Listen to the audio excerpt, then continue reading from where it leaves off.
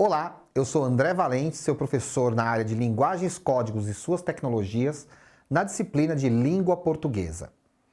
Na aula de hoje, falaremos sobre a literatura e a identidade brasileira. De que maneira a literatura ajudou a construir a identidade brasileira? A literatura ainda tem esse papel? De que literatura estamos falando? Essas e outras questões veremos aqui. Vamos lá? A partir de 1988, a gente vai ter alguns fatores de renovação dessa literatura. A Constituição, sem dúvida, a promulgação da Constituição Cidadã em 1988 é um passo muito importante.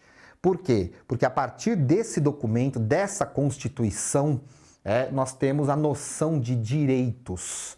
Direitos políticos, direitos civis, direitos sociais.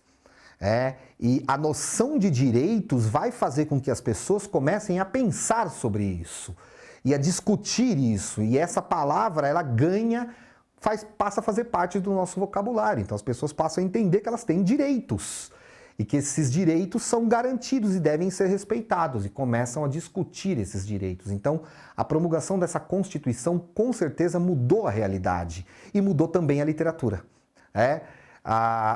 Em 2006, há uma ampliação do acesso ao ensino superior, com programas que a gente conhece aí, programas como o ProUni, o Enem transformado num vestibular. E por que isso é importante? Porque o maior acesso à universidade, principalmente aquela parte da sociedade que não tinha esse acesso, são as pessoas mais pobres, periféricas, os negros, os indígenas, enfim, as pessoas com deficiência, vai fazer com que essas pessoas também tenham maior acesso ao letramento, ao conhecimento acadêmico e possam participar mais ativamente ainda dessas discussões e, inclusive, da revisão do estudo da literatura. Com o avanço das novas tecnologias de informação e comunicação e internet, tudo isso chega para nós por esse meio tão bom de comunicação.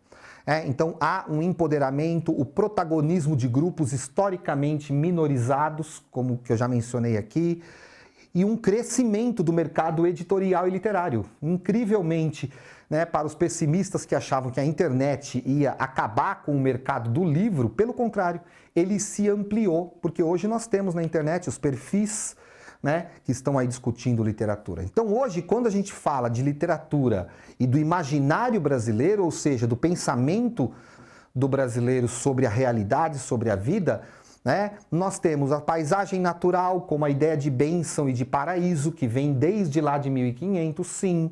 Nós temos o indígena como parte do mito fundador. Nós temos a religião como uma explicação e uma solução para a sociedade. Esse pensamento, esse imaginário existe na cabeça da sociedade brasileira, a ideia de que Deus resolve tudo. A miscigenação como uma identidade, tudo isso pode ser problematizado, mas faz parte do imaginário brasileiro e, consequentemente, das nossas histórias e da nossa literatura. A malandragem como o jeitinho de ser do brasileiro, que é aquele jeitinho de resolver as coisas. A objetificação da mulher negra, que é uma questão que é muito discutida, muito problematizada, mas que ainda é uma realidade. O mito da democracia racial, que é outra questão problemática, outra questão que precisa ser discutida, a ideia de que, não, no Brasil não existe racismo, porque nós somos misturados, miscigenados, então todo mundo se respeita e se aceita, que é um problema, por isso que é chamado de mito, porque não é uma realidade concreta. O homem do campo como um ser passivo, tranquilo, preguiçoso, que gosta da natureza e que é feliz vivendo assim, com pouca coisa, na pobreza e tal. Então isso ainda existe no nosso imaginário.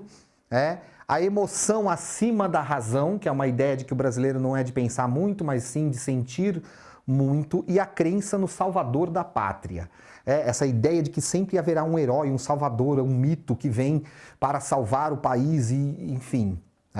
Então, tudo isso faz parte do nosso imaginário. Tudo isso hoje é discutido, é problematizado e são propostos novos pensamentos para a sociedade por meio da literatura. Então, essa é a grande importância dessa manifestação artística, cultural, linguística, que faz parte da nossa identidade. E chegamos ao final dessa nossa aula. Espero que você tenha gostado, aproveitado, dá uma olhadinha no Saiba Mais, que tem mais conteúdo para você, e vamos a uma reflexão para essa aula. Assim como não é possível haver equilíbrio psíquico sem o sonho durante o sono, talvez não haja equilíbrio social sem a literatura. Antônio Cândido. Bons estudos e até a próxima aula.